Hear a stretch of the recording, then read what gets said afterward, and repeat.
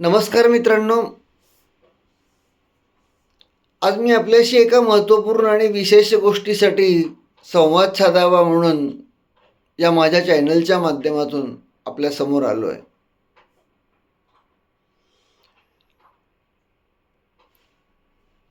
इतिहास हा विषय आणि त्या अनुषंगाने वर्तमान कालखंडातील काही प्रश्न आपल्यासमोर कसे मांडता येतील हे मी माझ्या चॅनलच्या माध्यमातून असं काम करत असतो. आणि हे जे वर्ष हे राजमाता पुण्यश्लोक अहिल्याबाई होळकर यांच्या जन्म त्रिशताब्दीचे वर्ष आहे. त्यांचा जन्म आत्ताच्या अहिल्यानगर जिल्ह्यामध्ये, म्हणजे पूर्वीचा तो आपला जिल्हा होता अहमदनगर, आणि या जिल्ह्यामध्ये एक चौंडी नावाचं गाव आहे. या चौंडी नावाच्या गावामध्ये माणकोजी शिंदे आणि सुशीलाबाई यांच्या पोटी झाला. ही तारीख आहे 31 मे 1725. मुलाचे पाय पाळण्यात दिसतात, आता इथं मुलीचे पाय पाळण्यात दिसत असं आपण म्हणू शकतो. आणि त्या पद्धतीने अत्यंत चुणचुणीत हुशार एक जन्मजात एक कुशाग्र बुद्धिमत्ता घेऊन आलेली ही मुलगी आपल्याला दिसते. आणि वडिलांचं मुलीवर एक असं म्हटलं जातं की एक वेगळं आणि जास्तीचं प्रेम असतं. आणि त्या अनुषंगाने वडील माणकोजी शिंदे यांनी अगदी लहानपणापासूनच तिचं शिक्षण होईल किंवा तिला बाकीच्याही इतर गोष्टी कळतील या दृष्टीने प्रयत्न केल्याचं दिसून येतं. लहान असताना ती आईसोबत मंदिरात वगैरे जात होती. आजूबाजूला जे आध्यात्मिक काम होत होती, मग त्या ठिकाणी कीर्तनं वगैरे या गोष्टी होत्या, त्यात आईसोबत जात होती. बालपणाचा कालखंड होता आणि पुढे पुढे ती दिवाबत्ती वगैरे करणं यासाठी एकटी जाऊ लागली. खूप काही वय नाही आहे, 8-9 वर्षाची असताना ती अशाच प्रकारे रोज संध्याकाळी दिवाबत्ती करण्यासाठी जात होती. आणि तो एक दिवस की ज्या दिवशी त्या परिसरामध्ये, या चौंडी गावामध्ये त्यावेळेस महाराष्ट्रामध्ये नव्हे देशामध्ये मराठ्यांची सत्ता होती. आणि त्या पेशव्यांचा तळ त्या ठिकाणी पडला होता. मराठ्यांचा म्हणजे मराठ्यांचे प्रतिनिधी म्हणून पेशवे त्यावेळेस काम पाहत होते आणि त्यांचा तळ त्या ठिकाणी पडलेला होता. आपले पहिले बाजीराव थोरले पेशवे हे त्या ठिकाणी होतेच. आणि त्यांच्यासोबत अनेक सरदार होते. त्यामध्ये सुभेदार मल्हारराव होळकर हे सुद्धा होते. आणि मल्हारराव होळकर आणि थोरले बाजीराव या मुलीचं निरीक्षण करत असतात की ह्या सगळ्या सैन्याच्या तळाच्या जवळ असलेलं हे मंदिर, पण ह्या मुलीला कसली भीती वाटत नाही आहे. अत्यंत निर्धास्तपणे, निडरपणे ती त्या ठिकाणी येते आणि त्या मंदिरात दिवाबत्ती करते. आणि त्यामुळे साहजिकच त्या परिसरामध्ये त्यावेळेस आजच्यासारखे लाईट्स वगैरे नव्हती. दिवा पेटवला की त्यातून जो प्रकाश येईल त्यामुळे एक प्रकाश निर्माण झाल्याचं आणि ते एक प्रकाशमय वातावरण निर्माण झाल्याचं दिसून आलं. संध्याकाळची वेळ होती, ही खूप महत्त्वाची गोष्ट आहे. आणि थोरले बाजीराव यांचं गुणवैशिष्ट्यच हे आहे की ते अत्यंत चाणाक्ष आणि माणसं कशी पारखावीत, कशी ओळखावीत हे ज्ञान त्यांना जन्मजात असल्याचं आपल्याला अनेक उदाहरणांवरून दिसून येतं.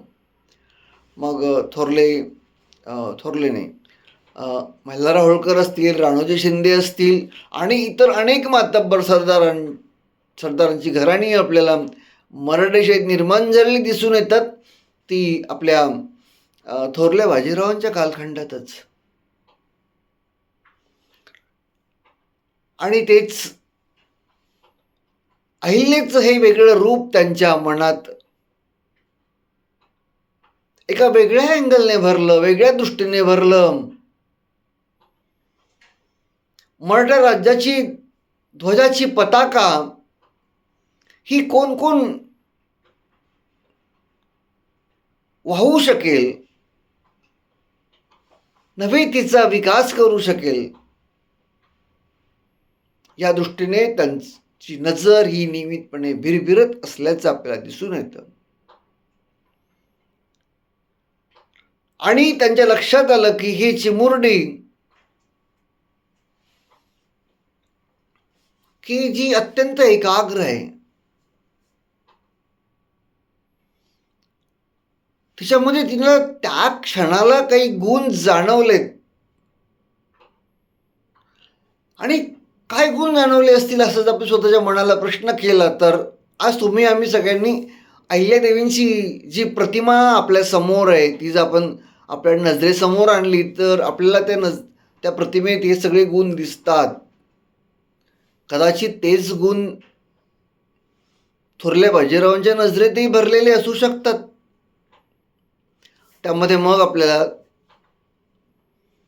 सात्विकता, शीतलता, पवित्रता, पुण्यता, चारित्र्य संपन्नता, धर्मपरायणता, एकाग्रता आणि सगळ्यात महत्वाची म्हणजे निडरता. भीती वाटत नाही तिला कसली. हे सैनिक आहे वगैरे, हत्ती घोडे, मराठ्यांचा तळ म्हणजे हजारो सैनिक आणि त्यांची छावणी ती सगळी.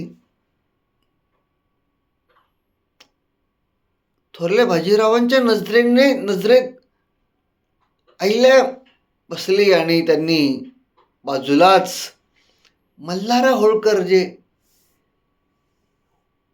उभे होते त्यांच्या बाजूला, त्यांना ते सांगतात, मल्हारा तुम्ही बघतायत का या मुलीकडे? मल्हारा हे सुद्धा एक जे थोरले बाजीरावांनी निवडलेला हा एक मराठेशाहीतला एक जबरदस्त हिरा असं म्हटलं तर काही वावगं होणार नाही. मराठेशाहीने जी मातब्बर मंडळी दिली त्यामध्ये मल्हाररावांचं नाव हे फार वरती आहे. अत्यंत कष्टप्रद जीवन मल्हारराव सुद्धा जगलेले आपल्याला दिसून येतात.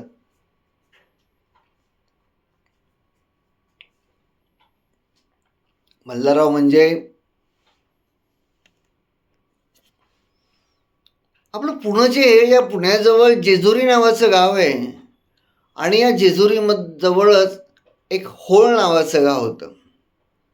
या होळ नावाच्या गावी खंडोजी आणि जिवाई यांच्या पोटी मल्हाररावांचा जन्म झालेला आहे. पण अगदी बालपणापासून संकट ही अगदी पाठीमागे होतीच.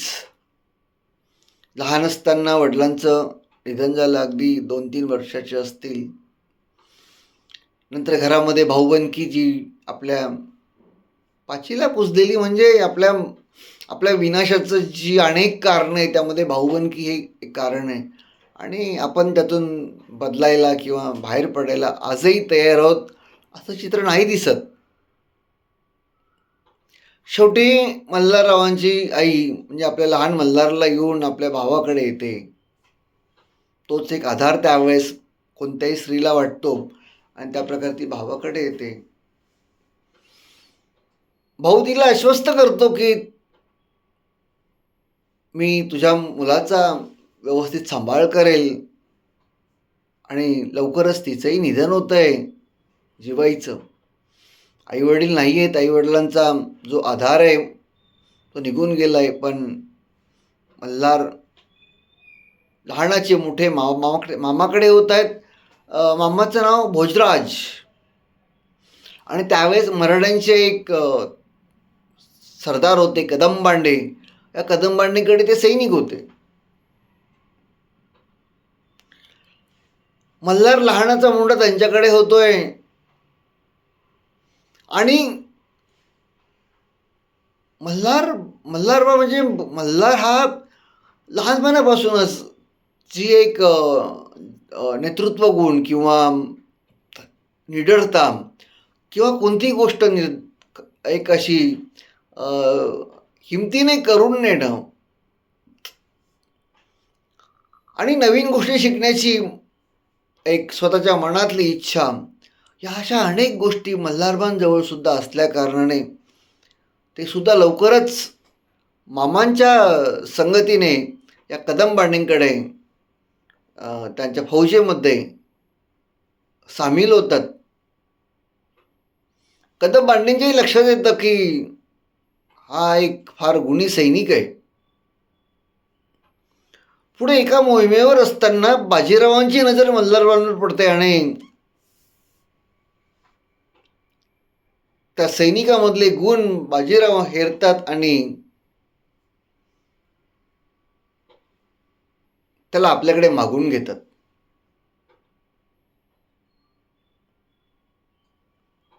पुढे अनेक गोष्टी त्यांच्या मल्हारबांच्या अनेक गोष्टी थोरल्या बाजीरावांच्या लक्षात आल्यानंतर बाजीराव त्यांच्यावर अनेक विविध अशा जबाबदाऱ्या सोपवतात. त्यात माळवा प्रांताची जबाबदारी त्यांनी मल्हाररावांवर सोपवली. कारण कोणतंही काम तडफेने करून येण्याची जी एक जात्यात जिगर आणि एक ते लसलसीत तारुण्य आणि एक निडरता, यश मिळवून आणण्याची एक ज्याला खुमखुमी म्हणता येईल ती, आणि सहज शत्रूचा पराभव करण्याची जी एक मानसिकता आहे ती आपल्याला दिसून येतं. म्हणजे एका वाक्यात मी त्याचं वर्णन करू इच्छितो की मल्हाररावांची शत्रूवर अशी दहशत होती की मल्हार आया असं जर आरोळी निनादली तर शत्रूला जो घाम सुटायचा आणि जी पळताभुई थोडी व्हायची ती इतिहासात वर्णन करून ठेवलेली आहे. असं एक दैदिप्यमान व्यक्तिमत्व होतं मल्हारबा म्हणजे.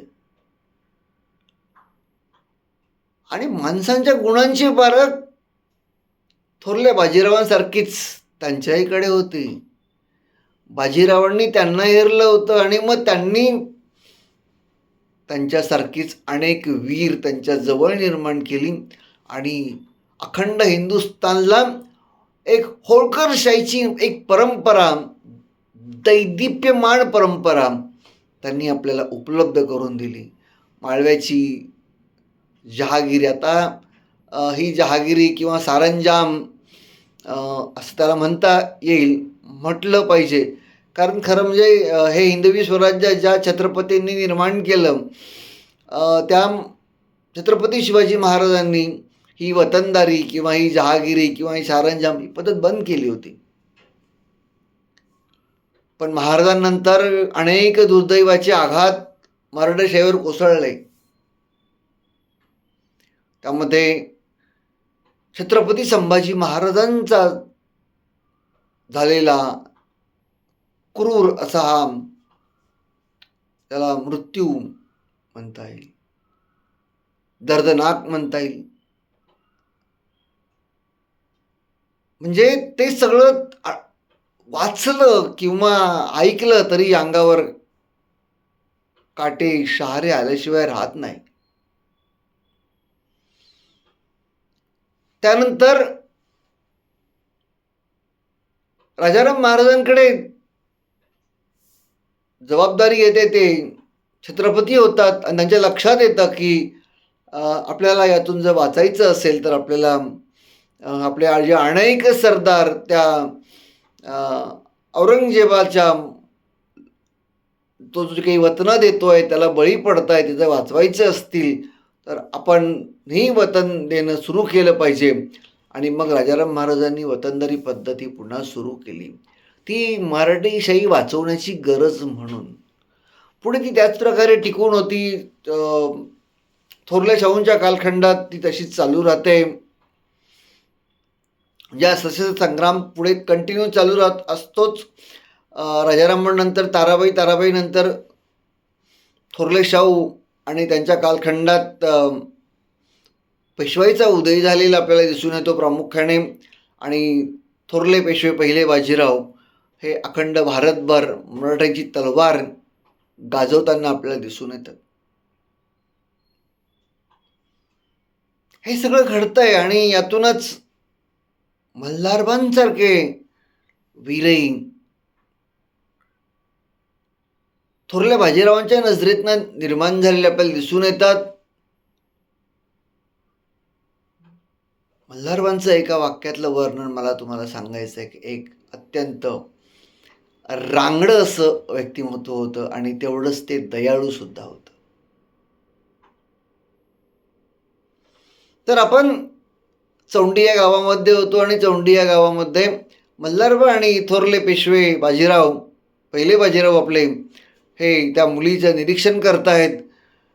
आणि बाजीरावांच्या मनात जे विचार आले ते आपल्या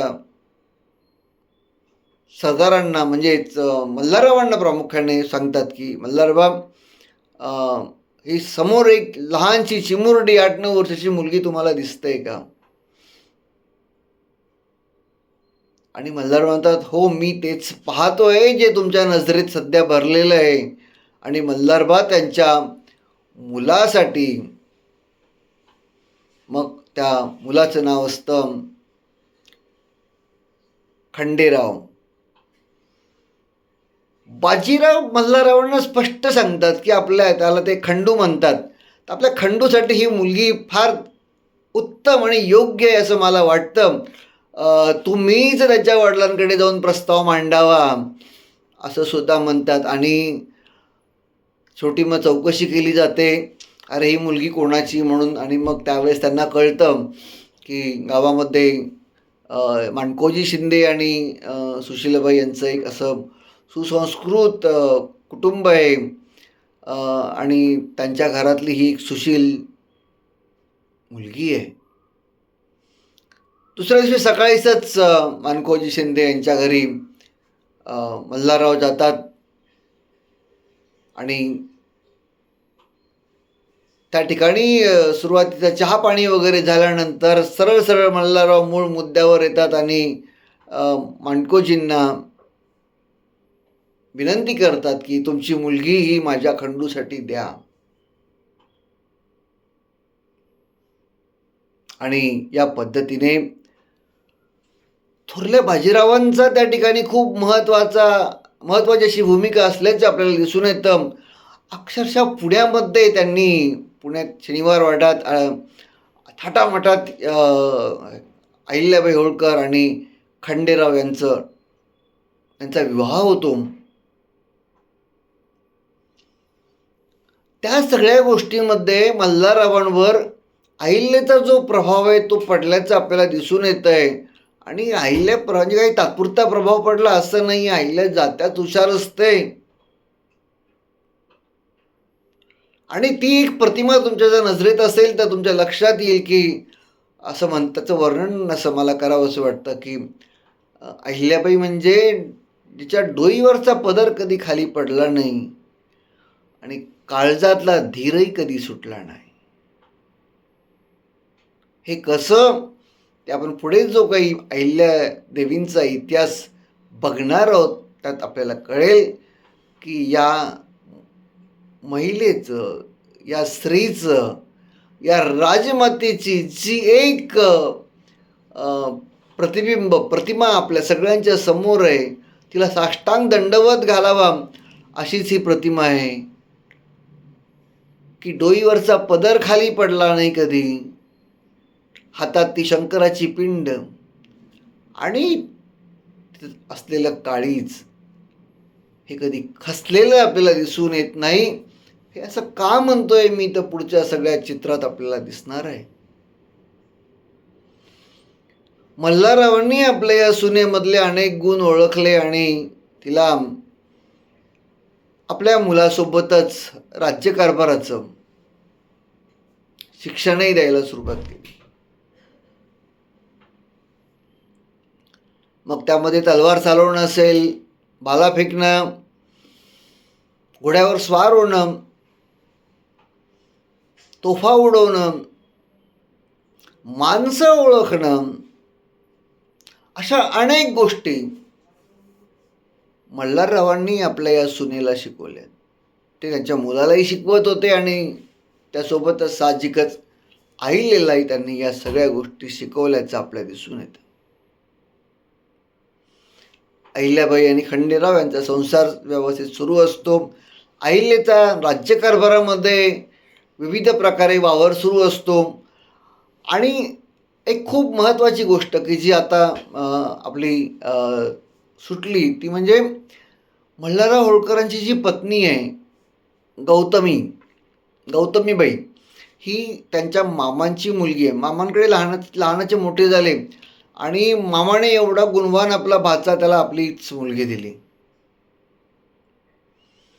आणि मला मल्हारबा हे मराठी शाळेतलं एक वेगळे व्यक्तिमत्व यासाठी असं आकृष्ट करतं किंवा खेचून नेतं स्वतः त्यांच्याकडे.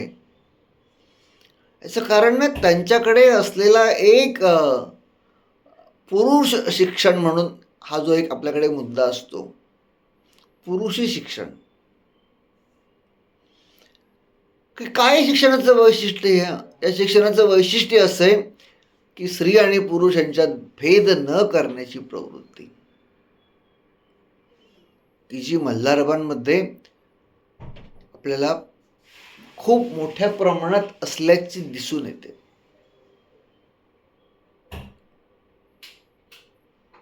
ही आपल्याला मानकोजी शिंदेमध्ये सुद्धा दिसते. आणि म्हणूनच मानकोजी शिंदे मल्हारराव होळकर यांच्या या तालमीमध्ये अहिल्या घडत गेली, कारण यांनी हा भेद केला नाही. अहिल्या घडत होती. अहिल्याबाई आणि खंडेराव होळकर यांचा संसार सुरू होता. खंडेराव हे अतिशय आपल्या वडिलांप्रमाणेच पराक्रमी होते, धोरणी होते. पण आयुष्यात काय लिहिलेलं असेल आपण सांगू शकत नाही. आणि अगदी त्या पद्धतीनेच कुंभेरी किल्ल्याला वेढा दिलेला असताना त्या ठिकाणी खऱ्या अर्थाने अनेक दिवसांपासून भयंकर रणसंग्राम सुरू असतो. आणि त्या कुंभेरी गडावरून एक तोफेचा गोळा अचानक कसा येतो आणि या खंडेरायांच्या तो सरळ अंगावर येतो आणि त्यात खंडेराव गतप्राण होतात. मल्हाररावांना अतिशय दुःख होतं.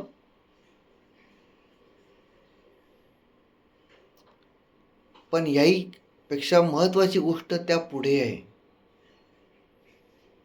तोपर्यंत अहिल्याबाईंना एक मुलगा आणि एक मुलगी झालेली असते.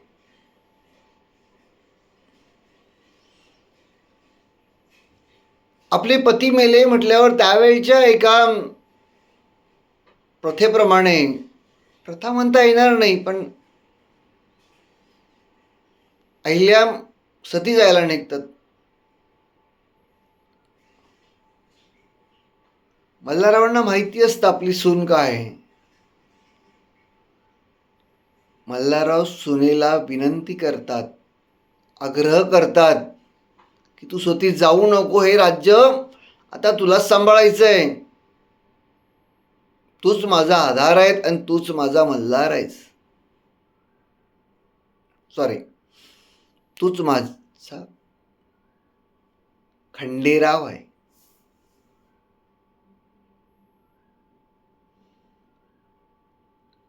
सासऱ्यांचे ते शब्द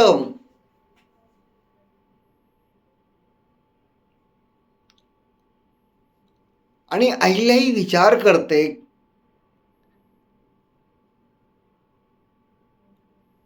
एक खूप दूरदृष्टी असल्या कारणाने आणि आपल्या सासऱ्यांचा आग्रह ती मोडू शकत नाही. याची अनेक कारणं आहेत. कारण ते सासरे केवळ सासरे नसतात, ते तिचे गुरु असतात.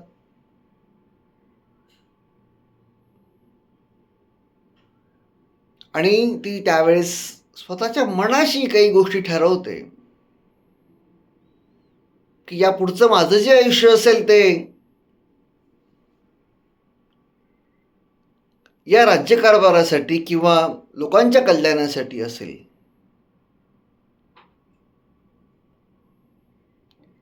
पण बघा, नियतीचा खेळ कसा घडत जातो आपल्याला लक्षात येतं. ही जी घटना घडली आहे ती 1754 घडलेली आहे.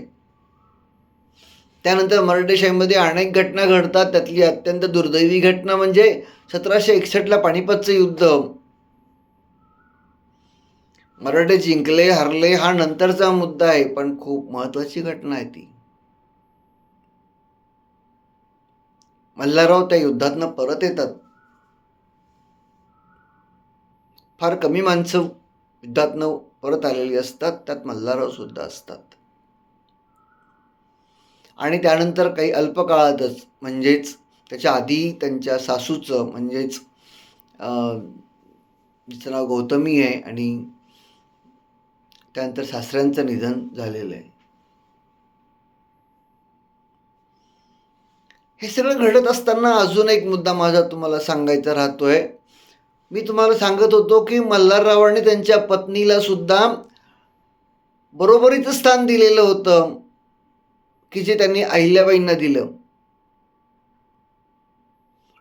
आपली लष्कर रचना असेल किंवा राज्यकारभार असेल, या ठिकाणी गौतमीबाईंना सुद्धा त्यांनी बरोबरीचं स्थान दिलं होतं. नव्हे, पेशव्यांकडून आपल्या पत्नीसाठी एक खाजगीची दौलत मागून घेतलेली असते.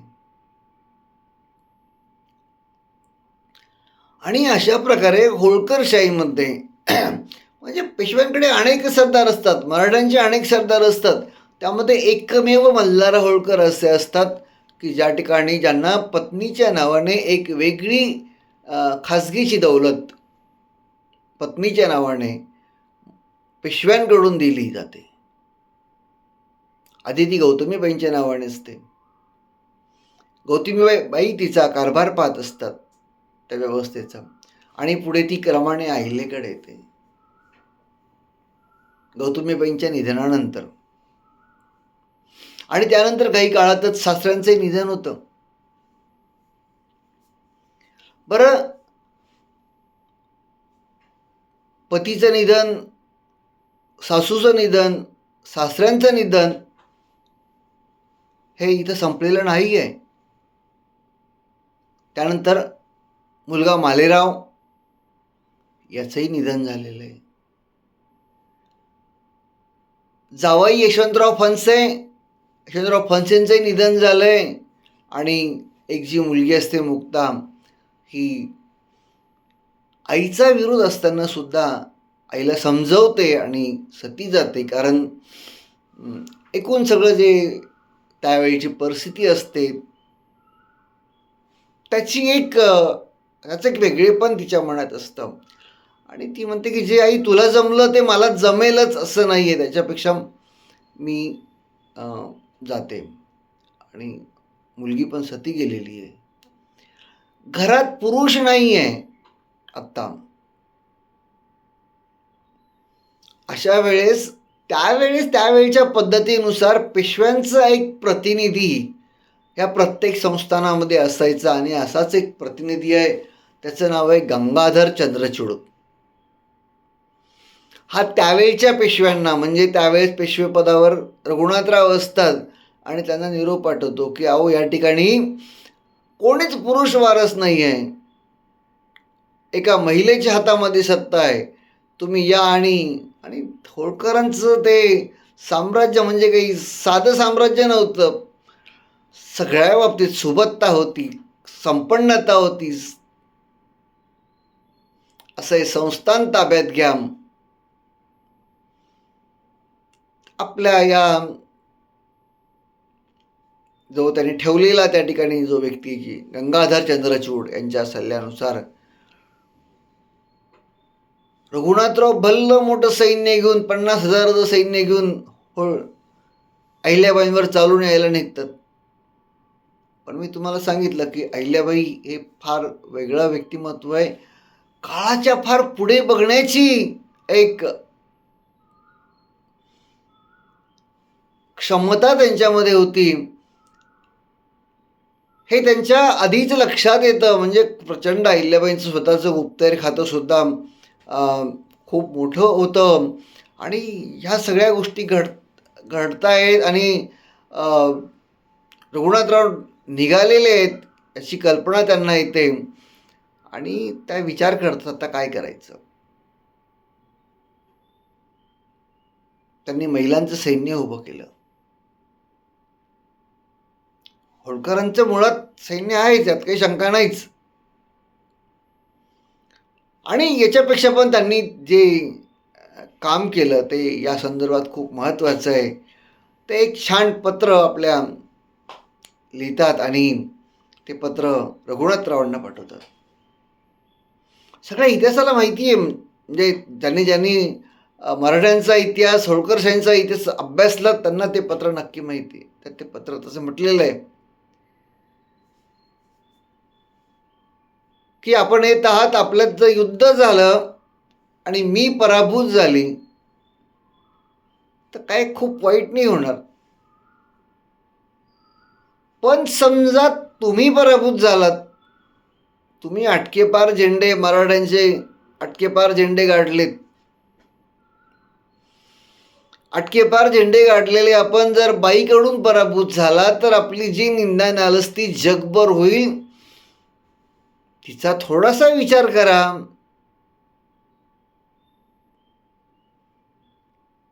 आणि रघुनाथरावाला हे कळतं, कारण होळकरांना युद्धात हरवणं एवढं काही सोपी गोष्ट नाही आहे याची पण त्यांना जाणीव असते आणि असं होऊ शकतं हेही त्यांना कळतं. आणि मग ते दुसरा निरोप पाठवतात अहिल्याबाईंकडे.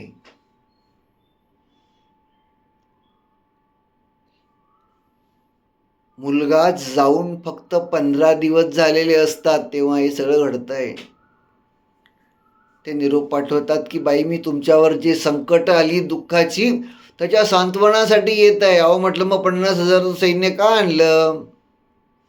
सैन्य परत पाठवतात आणि एकटे आपल्या काही 2-4 सहकाऱ्यांसह रघुनाथराव त्या ठिकाणी येतात. इथं अहिल्यादेवींचं जी दृष्टी आहे, जी विचार करण्याची क्षमता आहे आणि एकूणच आजूबाजूच्या घडणाऱ्या घडामोडींकडे जी एक निरीक्षण करण्याची क्षमता ही फार महत्त्वाची असते. शत्रू हा फक्त बाहेरच नसतो, तो घरातही असतो. याचं खूप मोठं उदाहरण आपल्याला या ठिकाणी दिसून येतं आणि किती दक्ष असावं लागतं माणसाने याचंही उत्तम उदाहरण आहे. अनावधानाने काही गोष्टी घडून जातात, पण आपण जर बेसावध असलो तर आपल्याला कळत नाही. आणि याचा अर्थ रघुनाथराव काही शत्रू आहे असं काही नाही आहे. पण जर आपल्याच घरात जर आपण जागरूक नसलो तर काय घडू शकतं याची इतिहासात अनेक उदाहरणं आहेत. मी त्या खोलात शिरत नाही, पण ही फार महत्त्वाची गोष्ट आपल्याला अहिल्याबाईंकडून शिकायची आहे की आपण किती दक्ष असणं गरजेची गोष्ट आहे. हे सगळं ठीक आहे, पण तुमच्या आमच्या मनात अहिल्याबाई एका वेगळ्या गोष्टीसाठी आहे. आज आपण अहिल्याबाईंची त्रिशताब्दी जयंती साजरी करतोय ती त्यांच्या या गोष्टीसाठी नाही, याच्यापेक्षा वेगळ्या गोष्टींसाठी. आणि त्यावर आता आपल्याला चर्चा करायची. बराच वेळ झालेला आहे, पण या गोष्टी सांगणं फार महत्त्वाचं आहे. मित्रांनो, मला सांगू द्या की काठमांडूपासून म्हणजे हिमालयापासून थेट कन्याकुमारीपर्यंत आणि बंगालच्या उपसागरापासून तर अरबी समुद्रापर्यंत हा जो अखंड हिंदुस्थान आहे, या हिंदुस्थानामध्ये तुम्हाला त्या कालखंडात जी विविध रस्ते बांधलेत ते बांधण्याचं काम अहिल्याबाईंनी केल्याचं आपल्याला दिसून येतं. रस्त्याच्या दुतर्फा झाडी लावण्याचं काम अहिल्याबाईंनी केलं. हे एक वेळ ठीक आहे, पण त्यांच्या लक्षात आलं की प्रचंड निरीक्षण क्षमता आणि त्यावर मात कशी करायची ही एक भावना मनामध्ये होती. आणि पानिपतचा पराभव त्यांनी नुकताच ऐकलेला होता. अशा वेळेस त्यांनी जेवढ्या म्हणून नद्या आहेत त्या नद्यांवर घाट बांधलेत, ठिकठिकाणी विहिरी बांधल्यात की अन्न पाण्या वाचून कोणावर वाईट वेळ येता कामा नये. आणि ते काही एक दोन ठिकाणी बांधले का नाही, अखंड भारतभर बांधलेत. याहीपेक्षा अहिल्याबाईंनी पुढचं जे काम केलंय ते विलक्षण महत्वाचं आहे. आणि खऱ्या अर्थाने मी आजचा व्हिडिओ बनवतो त्यासाठीच बनवतोय. अहिल्याबाईंनी त्यावेळेस देशभर मंदिरं बांधलीत.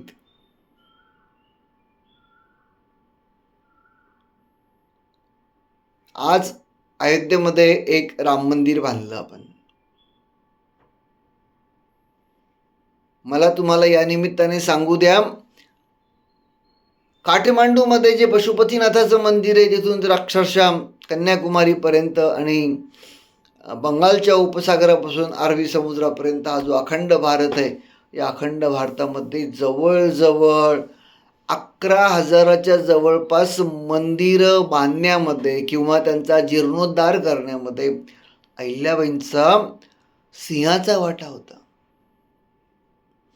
4 ज्योतिर्लिंगांची निर्मिती त्यांनी केली.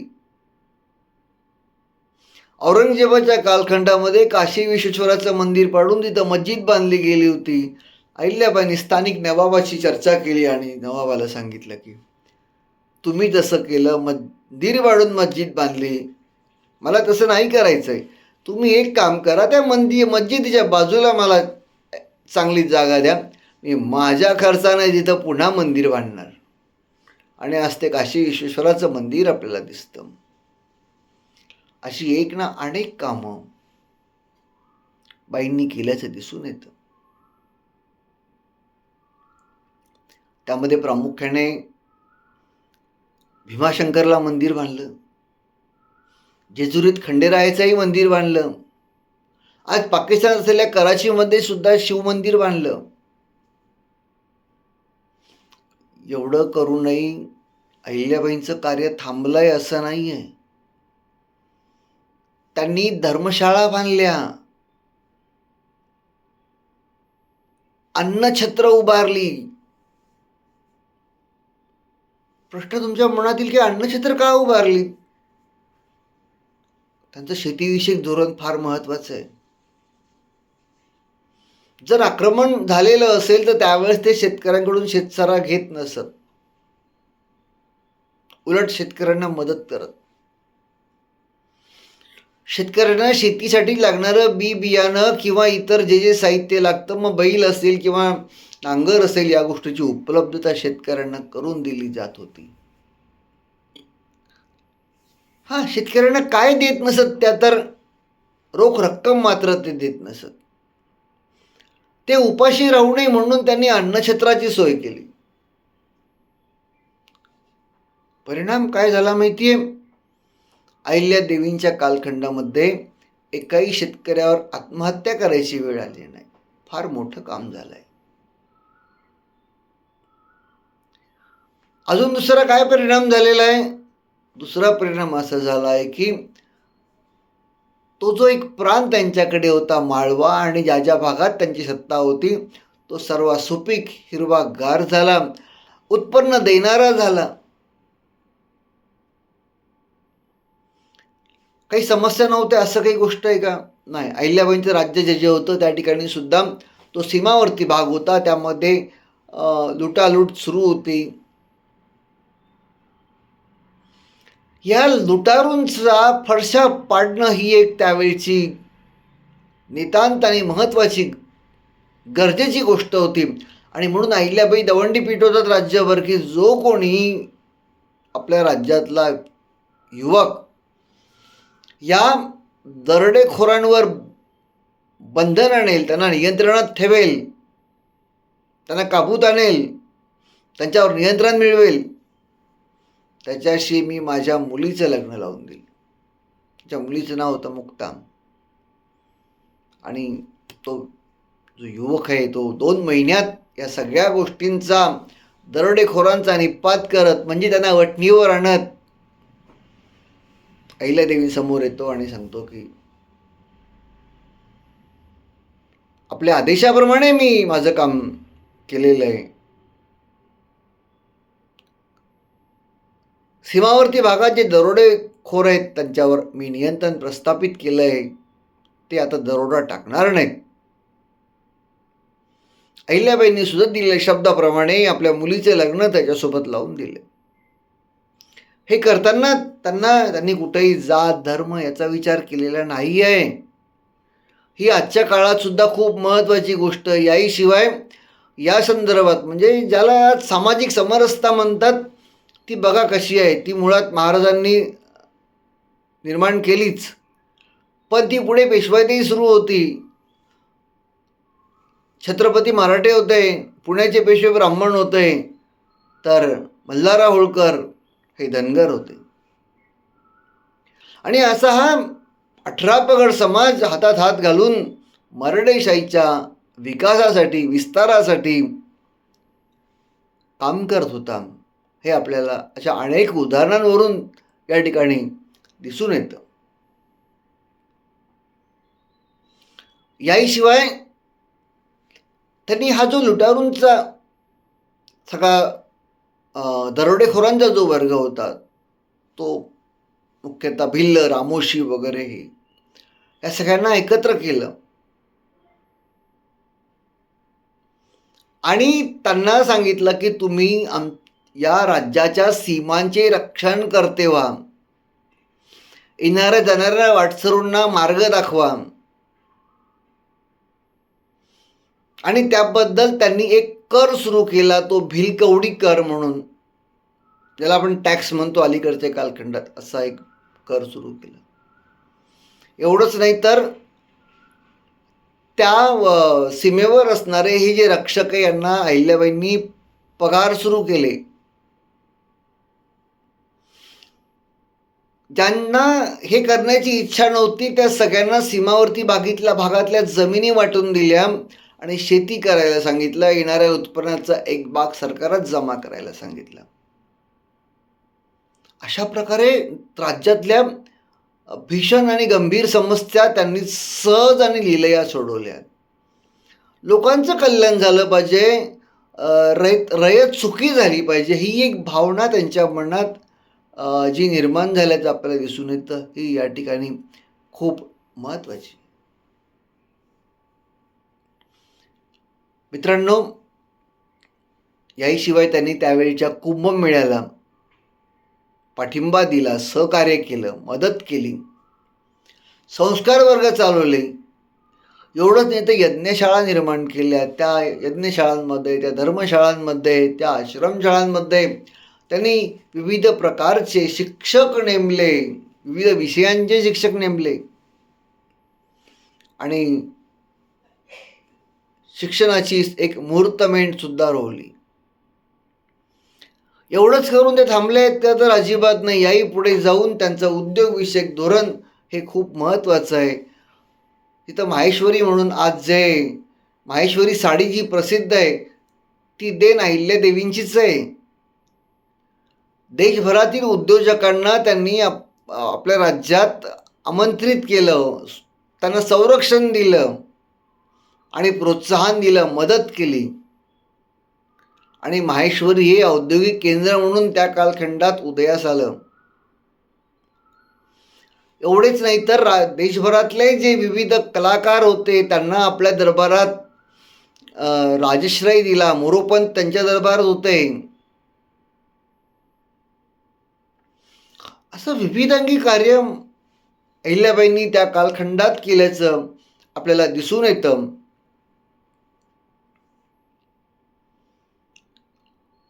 असं हे जे कार्य आहे, हे या कार्याचं एक खूप महत्त्वाचा मुद्दा मला तुम्हाला सांगायचा आहे की त्यावेळची होळकरशाही आणि त्याचा एक दबदबा, आर्थिक संपन्नता, ऐश्वर्य हे सगळं असताना सुद्धा अहिल्याबाईंचं स्वतःचं जीवन हे अत्यंत साधं होतं. तुम्ही आपण त्यांची प्रतिमा नेहमी बघतो. प्रत्येकाने आपल्या घरात ठेवावी आणि तिचं पूजन करावं, अशीच ही प्रतिमा आहे आणि अनेकांच्या घरात ती आहे, यात काही शंका नाही. पण आपण त्या प्रतिमेकडे बघितलं तर आपल्याला स्पष्ट दिसतं की एक सफेद वस्त्र परिधान केलेलं असतं. माहेश्वरीच्या वाड्यामध्ये ते एका घोंगडीवर बसत आणि राज्यकारभार करत. कोणताही डामडौल नव्हता, कोणतेही अलंकार त्यांनी वापरले नाहीत. पण महत्त्वाची गोष्ट मला तुम्हाला सांगू द्या, भलेही त्यांनी कोणते अलंकार परिधान केले नाहीत, पण आपल्या कामाने अखंड देश अलंकारित करून सोडला, हेही तेवढं सत्य आहे. आणि म्हणून आपण आज अहिल्यादेवींचं हे त्रिशताब्दीचं वर्ष साजरं करत आहोत. किती मोठ्या प्रमाणात साजरं करत आहोत तर अखंड देशभरात त्यासाठी विविध कार्यक्रम होत आहेत. अहिल्यानगरात चौंडी या गावी या राज्याच्या मंत्रिमंडळाची बैठकही झाली आत्ताच काही दिवसापूर्वी. आणि त्या मंत्रिमंडळाच्या अनेक निर्णय झाले. त्यातला म्हणजे मला विशेष वाटलेला निर्णय असा आहे की सगळी शासकीय कागदपत्रांवर अहिल्यादेवींचं हे त्रिशताब्दी वर्ष म्हणून एक शिक्का येणार आहे. ते एक सिम्बॉलिक प्रत्येक राजपत्र. का याची काय गरज आहे असा प्रश्न स्वतःच्या मनाला आला तर आपल्याला गरज आहे की त्यांनी ज्या प्रकारे राज्यकारभार केला त्याची आठवण ठेवणं आणि त्या प्रकारे राज्यकारभार आपल्याला आज करता येतोय का. आजच्या आपल्या अनेक समस्यांची उत्तरं अहिल्यादेवींच्या राज्यकारभारात आपल्याला मिळतात. आणि म्हणून याची आठवण ठेवणं, याची जाणीव ठेवणं हे फार महत्त्वाचं काम या वर्षाच्या निमित्ताने आपल्याला करायचं आहे. मित्रांनो, आपल्याला आपला इतिहास हा नुसताच प्रेरणा देतो असं नाही आहे, तर हा आत्मनिर्भरसुद्धा करतो. आपलं फार मोठं दुर्दैव आहे की आपला खूप मोठा इतिहास हा परकीयांनी लिहिलेला आहे आणि त्यामुळे तो म्हणावा तसा आपल्याला प्रेरणादायक ठरला नाही आहे. माझं तुम्हा सर्वांना या व्हिडिओच्या निमित्ताने आव्हान आहे की अरे आपला खरा वास्तविक इतिहास शोधण्याचा प्रयत्न करा आणि त्याचा गौरव माना, त्याच्यावर गर्व करा, त्याचा अभिमान बाळगा आणि त्या प्रकारे वर्तन करण्याचा प्रयत्न करा. दुर्दैवाने या अनेक गोष्टी आज घडताना दिसत नाही आहेत.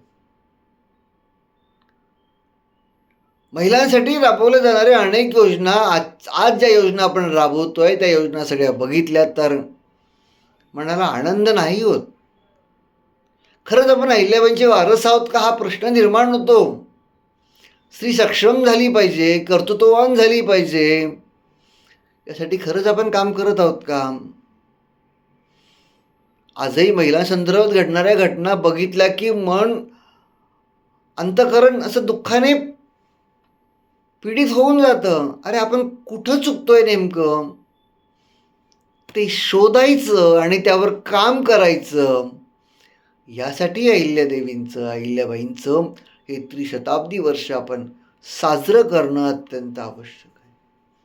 आपल्या समोरच्या सर्व प्रश्नांची उत्तरं, जी प्रश्न आहेत या सगळ्या प्रश्नांची उत्तरं आपल्याला अहिल्यादेवींच्या चरित्रात मिळाल्याशिवाय राहत नाहीत. छत्रपती शिवाजी महाराजांनंतर या देशामध्ये दैदिप्यमान असं कार्य जर कोणी केलं असेल तर ते अहिल्यादेवींनी केलेलं आपल्याला दिसून येतं. अशा या अहिल्यादेवींना त्रिवार नमन करत त्रिवार मानाचा मुजरा करत मी माझ्या या आजच्या आपल्याशी होत असलेल्या संवादाला विराम देतो. आपण सगळ्यांनी माझं म्हणणं ऐकून घेतलं. आपले सर्वांचे मनापासून आभार व्यक्त करतो. धन्यवाद.